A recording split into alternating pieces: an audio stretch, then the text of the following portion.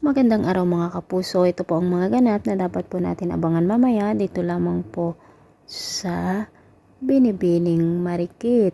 So mga kapuso, ang akala nga po ni Ikit ay si Victor Johnson na nanghut-hut o nang iskam sa kanya ang kanyang nakilala.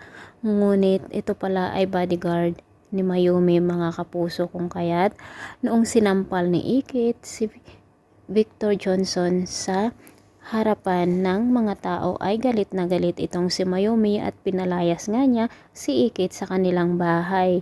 Imbes na si Mayumi nga sana ang tutulong kay Ikit, ngunit dahil nga po sa pangyayaring ito ay hindi na nga po, bagkus na galit na nga si Mayumi dito kay Ikit na hindi niya alam na anak niya pala ito mga kapuso. Samantala mga kapuso, nagkunwari naman itong si Angela na binabastos siya ng lalaki noong nandun sila sa club upang sa ganun ay mapansin nga ang lalaki noon na tumulong dito kay Ikit noong muntik na ngang mahulog sa bangin. Samantala mga kapuso, malalaman na nga rin ni Gani na niloloko lamang pala siya nitong si Rika mga kapuso, at masasampal nga po niya si Rika dahil nga narinig ni Gani ang pag-uusap ni Rika at ang kasabwat niyang lalaki dito sa panloloko sa kanya, at dito na nga po magsisimulang magalit si Gani dito kay Rika mga kapuso. So abangan po natin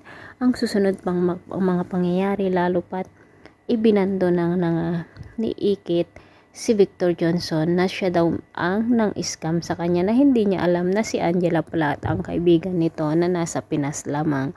Maraming salamat. Bye-bye.